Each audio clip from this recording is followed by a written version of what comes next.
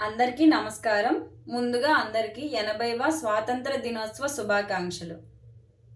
నా దేశ ప్రజానీకానికి, దేశ సరిహద్దుల్లో అనునిత్యం కంటికి రెప్పలా కాపలా కాస్తున్న సైనిక దళాలకు, ఆకాశంలో విహరిస్తున్న గగన దళాలకు, సముద్ర గర్భంలో సంచరిస్తున్న నావికా దళాలకు, విద్యార్థుల్ని మహోన్నత వ్యక్తులుగా తీర్చిదిద్దుతున్న ఉపాధ్యాయులకు, దేశం కోసం అనునిత్యం కృషి చేసే శాస్త్ర సాంకేతిక క్షిపణి శాస్త్రవేత్తలకు, దేశం కోసం ఆటలాడే క్రీడాకారులకు, దేశానికి ఆదర్శప్రాయంగా నిలిచిన యువతరానికి, దేశానికి వెన్నెముకగా నిలబడిన రైతన్నలకు, అనుక్షణం ప్రజల సంక్షేమం కోసం ఆలోచించే రాజకీయ నాయకులకు ప్రతి ఒక్కరికి నా యొక్క వందనం, అభివందనం.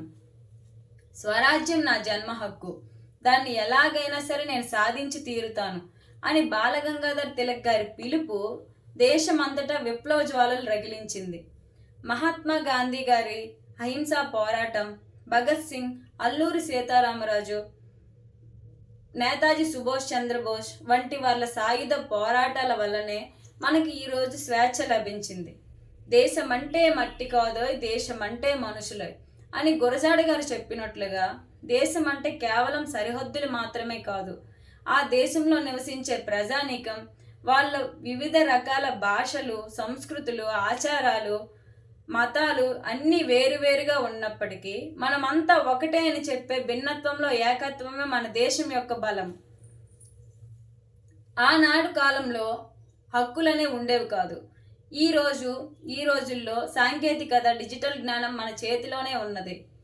ఆనాటి కాలంలో పోరాటం బ్రిటిష్ వాళ్ళపైన అయితే, ఈనాటి కాలంలో మన పోరాటం పేదరికం, అవినీతి, కాలుష్య నిర్మూలన, నెక్స్ట్ సైబర్ నేరగాళ్ళు, నెక్స్ట్ సోషల్ మీడియాలో దుష్ప్రచారాలు వంటి వాటిపైన పోరాటం చేయాల్సి వస్తుంది.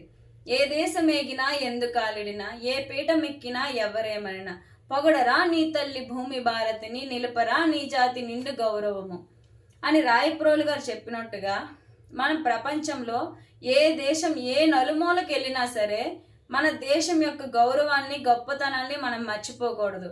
మనం ఏ స్థానంలో ఉన్నా సరే మన దేశ గౌరవాన్ని మనం విడవకూడదు అని కోరుకుంటున్నాను. అలాగే మన చదువు, మన జ్ఞానం, మన వివేకం అన్నీ కూడా మన దేశాభివృద్ధి కోసం తోడ్పడాలని మనస్ఫూర్తిగా కోరుకుంటూ మరోసారి అందరికీ 80వ స్వాతంత్ర దినోత్సవ శుభాకాంక్షలు తెలుపుకుంటున్నాను.